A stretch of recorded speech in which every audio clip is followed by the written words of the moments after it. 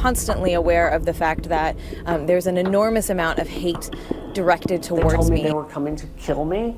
They told me specifically they were going to castrate my husband. I pointed out that the evidence does not support the claim that video games cause violence or misogyny. I mean, gaming has surged since the early 1990s, but youth crime has plummeted. And millennials who were born and raised in video game nation, they are far less sexist, homophobic, bigoted than older generations.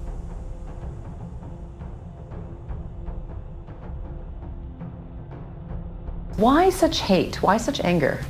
I think a lot of it comes from this idea that gaming is a male-dominated space, right? And that games are for men by men. It's a very misogynist backlash. She claimed that GamerGate was an attack on women and to remove women from the gaming community. Ridiculous, right? For those of you that don't know the story, you're like, no, this didn't. It did! It did!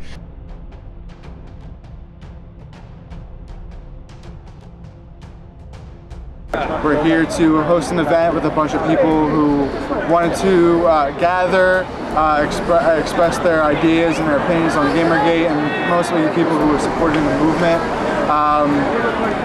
Roughly, probably like around 12:30 or so, there was an apparent bomb threat that was called in. Everyone who was inside was asked to leave the premises, was on a part of a fire drill for them to investigate. GamerGate was a call for ethics in journalism. That's what it was.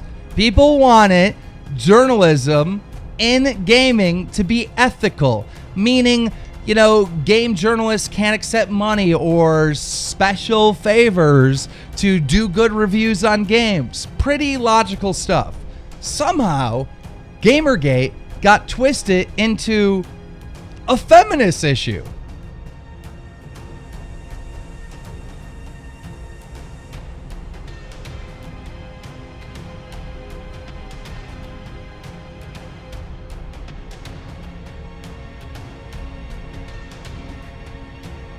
Violent depictions of women being beaten, raped, and run over by cars.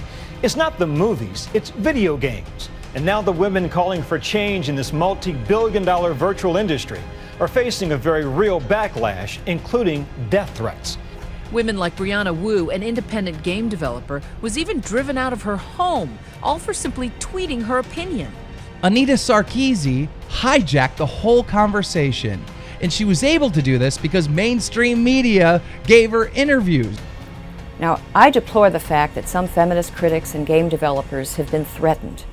And in the earlier video, I pointed out that gamers were being blamed for issuing death threats, even though no one knows who sent them.